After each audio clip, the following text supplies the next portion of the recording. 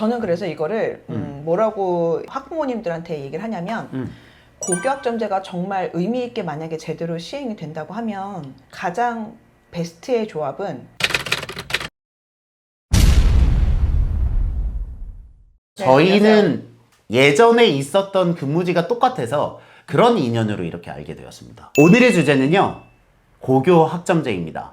알아요. 여러분들도 고교 학점제가 뭔지 알고 저도 대충 알거든요. 근데 이게 입시의 관점에서 어떤 의미가 있는지, 이렇게 변하면 무슨 장점과 단점이 있는지, 그래서 우리는 어떻게 준비해야 되냐는 제가 잘 체득이 안 됐더라고요. 고교학점제에 대해서 한동안 좀 시끄럽기도 했고 고교학점제가 우리한테 사실 엄청 어색한 건 아니란 말이에요. 그러니까 조금 더 정확히는 우리 대학에서 사실 이미 학점으로 듣고 있잖아요. 네, 그러니까 대략 뭔지는 학부모님들이 보통은 알고는 계세요.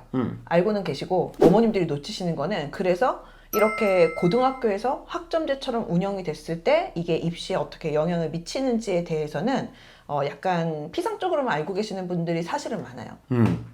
저는 이 부분에 대해서 직접 경험을 한 거는 한 사례인데, 제가 인터뷰를 했던 학생 중에 하나가 민사고 학생이었어요. 민겸이라고 제가 가르쳤던 학생인데, 그 친구네 학교에서는 실제로 고교 학점제를 하고 있더라고요. 그렇죠. 민사 같은 경우는 이제 굉장히 그런 형태죠.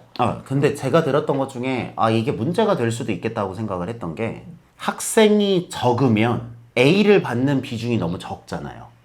예를 들면 1등급이면 4%인데 400명짜리 클래스가 있으면 1% 받는 게 쉬운데, 그쵸. 막 두세 명 있으면 1등에도 1%가 안 나올 수 있단 말, 1등급이 안 나올 수 있단 말이죠. 그렇죠.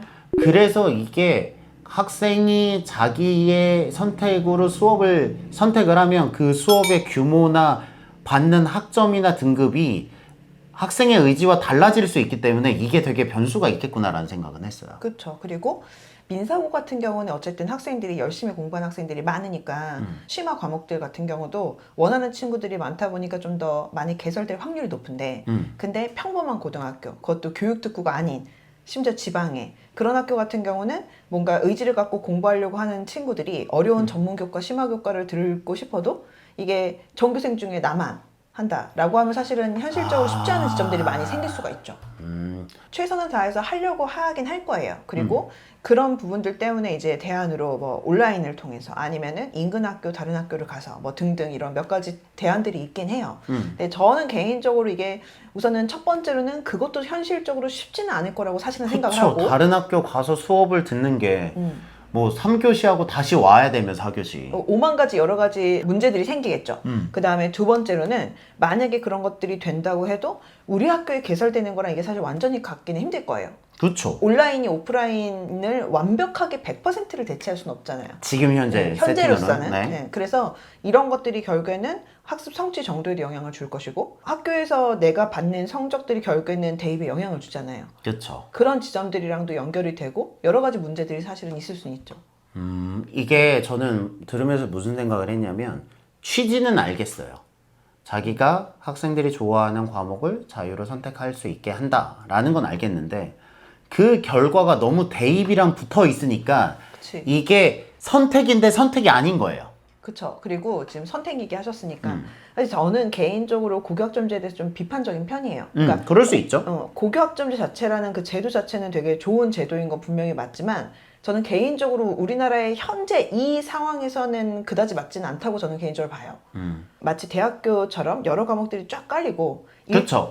일정 학점만 채우면 졸업이 되는 거잖아요. 그거랑 이제 비슷한 상황이 되는데 문제는 여러 가지 과목들이 쫙 깔리고 선택권이 그러니까 기존에는 나라에서 한마디로 이거를 꼭 들어라고 했다면 선택권이 학생들한테 넘어오는 거잖아요. 개인적으로는 학생들이 저는 현명한 선택을 할 거라고 사실 생각하지 않아요.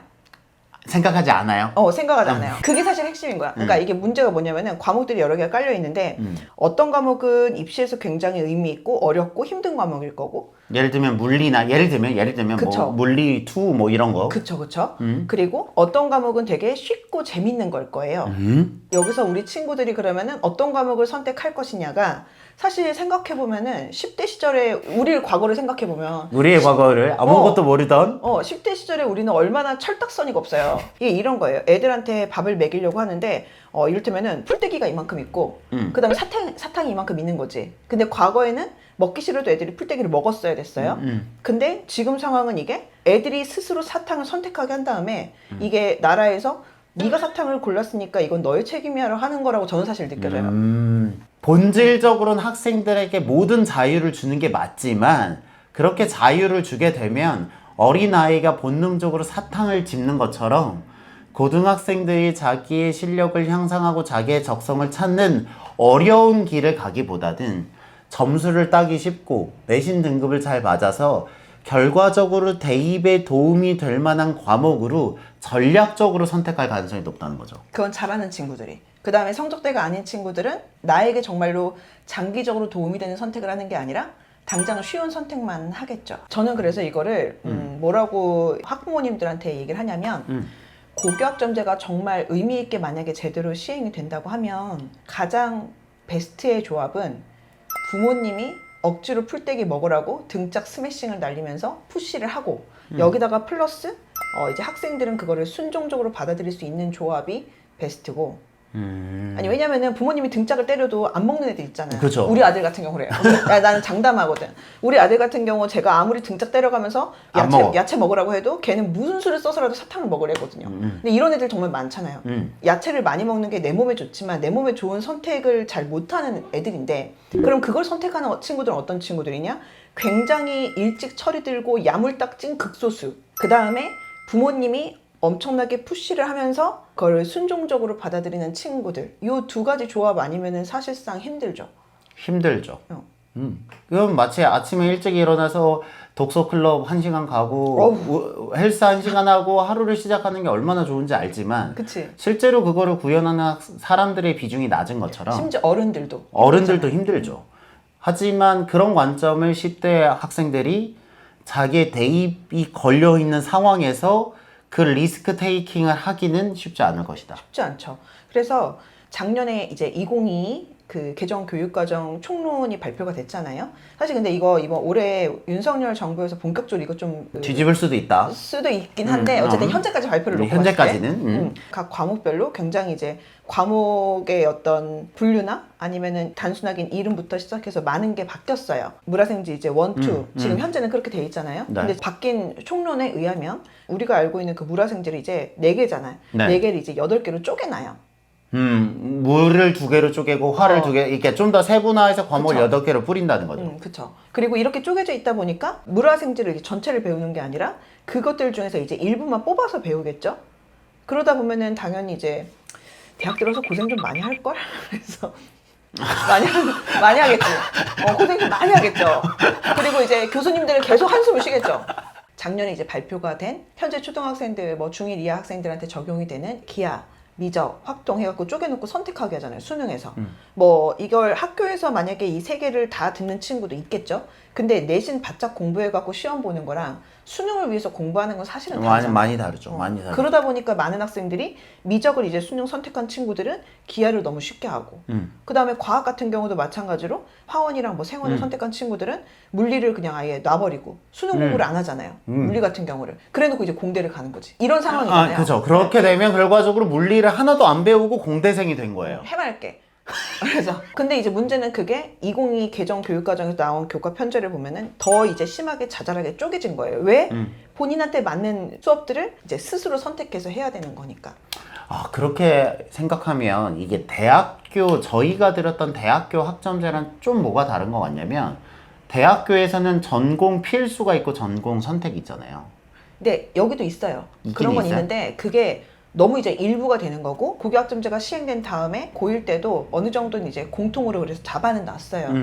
근데 이거를 잠깐 입시 관점으로 가고 나중에 대학 들어간 다음에 얼마나 쉽게 이제 자기 전공에 적응할 수 있는지에 대한 관점으로 만약에 가게 되면 대학 입장에선 그러면은 고등학교 1학년 과정만이 학생들을 놓고서 누가 더 상대적인 우위인지 혹은 아닌지를 판단할 수가 있는 거예요. 그렇죠. 2학년, 3학년 때는 완전 파편화돼서 자기가 다 알아서 쪼개져 있으니까. 다 쪼개져 그쵸. 있으니까. 그러다 보니까 누가 더, 그러니까 사실상 1등이고 이 학교에서 누가 탑인지가 되게 이제 모호해지는 거죠. 그렇죠. 입시 차원에서 보면 어떤 문제가 생기냐면 대학들이 교과 전형이라는 걸 뽑잖아요. 특히 상위권 대학들은 그냥 내신만 보는 게 아니라 학교장 추천 전형으로 운영을 하는 경우들이 많아요. 왜냐면 다 A거나 다 1등급일 테니까. 그쵸. 예를 들어서 서울대에서 각 고등학교마다 학교장 추천을 2명을 받잖아요. 네. 그래서 그거를 이제 보통 대부분의 학교는 이과 전교 1등, 문과 전교 1등을 많이 준단 말이에요. 네. 근데 만약에 고1 과정만 공통이고 2, 3이 다 쪼개져 있는 상태야. 그러면 누구를 전교 1등이라고 할 건데? 학교장에서도 한 명을 밀어주기가 애매한 거군요. 애매하죠. 실제로 지금 이미 고교학점제 선도, 연구 선도 학교들이 이미 있어요. 그 학교들이 운영하고 있거든. 그럼 그 학교들 가만 보면은 막 정원이 200명, 300명이에요. 근데 고2, 고3까지 합쳐갖고 얘네들이 선택한 과목들의 경우의 수를 따져보니까 이게 100 몇 가지가 막 나와요.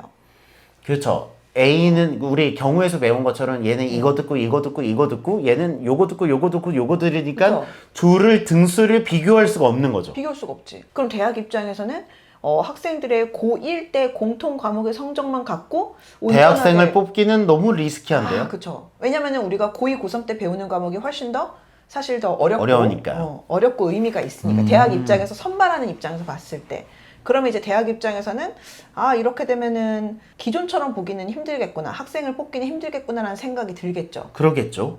그러면은 다른 방안을 찾겠죠. 방법을 찾아야죠. 방법을 찾겠지. 그러면 본고사나 면접 빡센 거다 뭐 이런 게 되겠죠. 우선 그걸 제일 먼저 생각할 수 있겠죠. 그렇죠. 그렇기 때문에 이게 학생들이 정신 사실 똑바로 차려야 되는 게 이것들이 볼 때는 입장이 과목들이 이렇게 쫙 이렇게 펼쳐져 있잖아요. 그럼 그 중에 내가 싫은 과목도 있잖아. 안 느끼는 과목도 있고 결이 안 맞아. 안 하고 싶거든. 결이 안 맞다는 건 어렵다는 얘기죠. 보통은 어렵죠. 네. 근데 문제는 그런 것들이 대학별 고사에는 사실 충분히 나올 수 있잖아요. 왜냐하면 고등학교 교과 과정이 있는 거니까 이거는 뭐 내신이나 아니면 수능 선택 과목은 내가 어떻게든 할 수 있다 치더라도 대학에서 만약에 나온 문제 그거 어떻게 할 거야? 근데 이거를 너무 학생들이 쉽게 생각해요. 그래서 실제로 지금 대학별 고사라고 할 수 있을 만한 것들이 면접이나 아니면 논술 같은 거 있잖아요. 맞아요. 상위권 학교의 논술 같은 경우는 문제가 많이 어렵고 그 다음에 학생들이 이를테면 과학 같은 경우에도 투를 요새 많이 학생들이 안 하잖아요.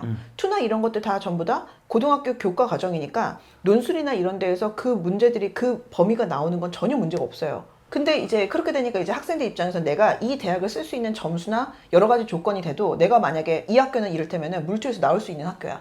근데 나는 물투를 안 했거든. 아니면 이 학교는 기하에서 문제가 나올 수 있는 학교야. 나는 미적만 팠단 말이에요. 수능 준비를. 그러면 이 학교를 원서를 쓰기가 힘들어지는 상황이 생기기도 하죠. 그 다경쌤이 말씀하신 걸 제가 이해하면 배울 때는 고등학교 때는 쉽게 배우고 너의 자유를 맡겨라 라고 자유를 맡겨뒀는데 그러면 기준이 모호해지고 그 친구를 선발해야 되는 대학교 입장에서는 기본 실력이 점검이 되어 있고 똑똑한 학생들을 원하니까 이 지표는 평가할 수가 없어요. 그러니까 자기만의 기준을 만들어서 그게 면접이든 논술이든 깔아놓으면 학생들은 편하게 공부를 했는데 막상 본무대에 올라가서는 문제 보고 당황할 수 있겠네요. 그렇죠. 대학은 항상 언제나 똑같아요. 똑똑한 친구들 뽑고 싶잖아요. 맞아요. 똑똑한 애들을 뽑고 싶다. 똑똑한 친구들 뽑고 싶은데 대다수의 많은 고등학생들은 당장 내신 따기 급급하고 내가 코앞에 선택하는 과목들을 기하하고 싶지 않을 거거든. 그렇죠. 문과 친구들도 나 상경계 가고 나 경제학 하고 싶어. 하지만 미적 하고 싶진 않을 거란 말이에요. 지금은 나중에 하겠죠. 미래의 나에게 던지는 거죠. 울겠지. 그래서 울겠지. 아니면 원서 쓸 때 굉장히 제약이 많아지겠죠. 근데 이게 지금도 그러거든요. 근데 이게 나중에 좀 더 선택지가 쪼개지는 상황에서는 더 심화될 수가 있겠죠. 능력주의 사회, 우리나라 되게 심하잖아요. 능력주의 사회의 가장 큰 폐단이 사회 시스템이나 이런 부분을 가지고 보기보다는 개인의 능력 때문에 이러한 결과가 나온 거야. 네가 이 과목 선택한 거잖아. 네가 이 과목 선택하고 열심히 공부 안 한 거잖아가 좀 더 저는 사실 심화된다고 저는 사실 봐요. 이런 우리나라 상황에서 결국에는 학생들에게 선택지가 상당히 많이 넘어가면서 어떤 자신의 인생에 현명한 선택을 못하는 친구들이 굉장히 많을 거고 그 친구들은 그러면은 고등학교 때 미숙하고 철이 조금 늦게 들었다는 이유 때문에 사실 많은 부분에서 손해를 볼 수 있다. 감내를 해야죠. 그 부분은. 근데 이제 윤석열 당선인이 당선되고 원래는 처음에는 고교학점 자체 그냥 이거 다 아니야 이렇게 리셋. 얘기를 했죠. 사실 근데 이게 고교학점제가 문재인 정부에서 한다 이렇게 나온 거지 그 전부터는 계속 준비는 되고 있는 상황이었어요. 박근혜 때도 이명박 때도. 그러다 보니까 쉽지가 않죠. 그래서 지금 우선은 유예를 하겠다라고 지금 표현한 완전 상황이고, 뒤집을 순 없고. 이게 조금 더 시간이 지나면은 조금 더 이제 윤곽이 나오긴 하겠죠. 당장 올해 7월에 국가교육위원회가 얘기하면서 조금 더 내용 나올 것이고, 아니면 당장 윤석열 당선인이 대통령이 된 다음에 그 다음에도 이제 여러 가지를 이제 고민을 하겠죠. 그러면서 이런 지점들이 어느 정도 얼만큼 유예가 되고 얼만큼 속도를 조금 늦추거나 혹은 이거를 조금 더 다듬을지를 올해 10월쯤에 이제 더 구체적으로 나올 거란 말이에요. 그런 부분들을 좀 더 봐야 되기는 해요. 근데 요거를 얼만큼 유예하느냐에 따라서 고교학점제 우리 아이가 되는구나라고 생각하신 분들이 또 이게 밀릴 수도 있다. 밀릴 수도 있어. 지금까지 발표된 걸 가지고 우선 제가 말씀을 드렸지만 조금 더 어떤 식으로 어떻게 바뀌거나 하는 상황이 나중에 생길 수도 있기는 하죠. 여기까지는 이해했어요. 여기까지가 고교학점제를 바라보는 공다경, 그러니까 대치고 선생님의 그 의견이었고요. 이게 맞는 경우도 있고 아닌 경우도 있지만 의견이고 저는 상당히 동조하는 부분이 있습니다.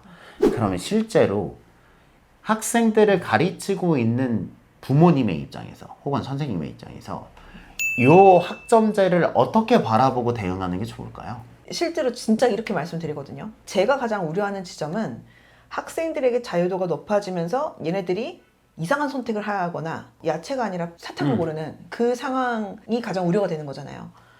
그럼 부모님은 야채를 고를 수 있게 해주시면 되는 거죠. 그 야채는 힘들고 어렵지만 나중에 아이가 꿈을 이루거나 원하는 대학을 가는데 도움이 되는 선택들이겠죠? 그거 하시면 돼요. 예를 들어서 나는 이제 생명공학을 전공하고 싶고 혹은 좀 더 학점 관리를 잘해갖고 의대를 가고 싶어. 그러면 이 친구들이 머리를 쓴답시고 유전을 빼고 이거를 선택할 수도 있겠죠. 그쵸. 왜냐면 생물이 두 개로 쪼개지니까. 근데 이거를 대학들이 그러면은 그렇구나 하겠냐고. 그렇죠. 그럴 리가 없죠. 뭐가 어려워하고 학생이 뭐가 고통스러운지는 다 알고 있는 거죠. 근데 요새 추이를 보면 고교학점제와 그 다음에 2022 개정 교육과정에 해당이 안 되는 친구들, 이미 고등학생 친구들, 고1 같은 경우는 공통이고 이거는 다 등급이 나오잖아요.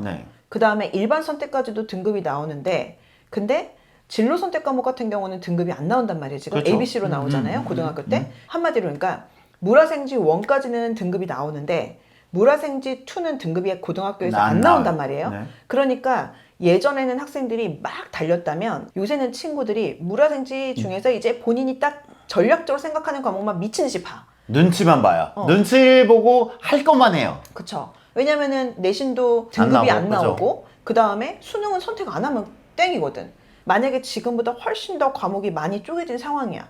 대학들은 그 상황에서 아이들이 해맑게 한 선택들을 전부 다 완벽하게 존중하고 그래라 하지는 않을 거예요. 왜냐하면 똑똑한 친구를 뽑아야 되니까 잘하는 친구를 뽑고 싶고 그렇다면 대학들은 그게 뭐가 됐든지 간에 나름대로의 방법을 분명히 강구를 하겠죠. 그렇죠. 그러니까 옥석을 가를 때 우리 아이가 거기에 들어가야 되는 거잖아요.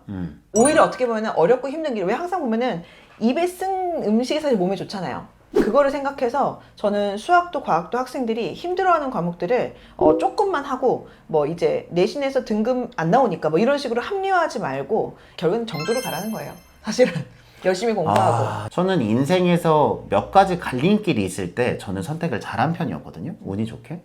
제가 선택을 잘했던 이유는 하나였어요. 그 당시에 제가 하기 제일 힘들고 어려운 길을 선택하는 게 대부분 맞더라고요. 사실 내가 목표를 하는 거를 이루기 위해서 되게 쉽고 빨라 보이고 되게 간편해 보이는 길과 진짜 어렵지만 정도인 길이 이렇게 있는데 그 상황에서 이제 우리가 어떤 선택을 하느냐에 따라서 되게 결론이 달라질 수 있는데 사실은 쉬워 보이는 길이 보통은 대부분 다 쉬운 길이 사실 아니죠. 거시적으로 봤을 때는 학부모님들이 우리 아이들이 쉬운 선택을 하지 않도록 이제 잘 이끌어 주시고 하는 거. 그 다음에 조금 더 디테일하게 간다고 하면 고교학점제 자체가 이제 과정 중심의 평가들을 이제 하기 위해서 하는 만드는 거니까. 건데. 저는 이제 그래서 국어 되게 많이 강조를 해요. 그러니까 국어적인 역량이 국어 교과 과목의 성적에 많이 영향을 미치고 나머지는 그래도 제한적이었는데 이제는 모든 과목에 걸쳐서 학생들이 뭐 발표하고 글 쓰고 이러면서 국어적인 역량을 기반으로 하는 어떤 평가에 대해서 이제 잘 좀 할 수 있어야 되니까 그러니까 조금 더 많은 영향을 미치기 때문에 국어 역량 좀 제가 좀 많이 강조를 하고 가장 핵심은 결국에는 언어놀이 사고력과 수리 사고력이잖아요. 특히 학년이 어릴수록 요거를 기본으로 해서 이 두 가지를 어떻게 채우면서 나머지 것들이 이제 뻗어나갈지를 사실 이거는 아이들마다 너무 상황이 다르다 보니까 학부모님들께서 요거를 기준 삼으셔가지고 우리 아이 상황에 맞춰갖고 좀 플랜을 좀 짜시면 좋을 것 같아요.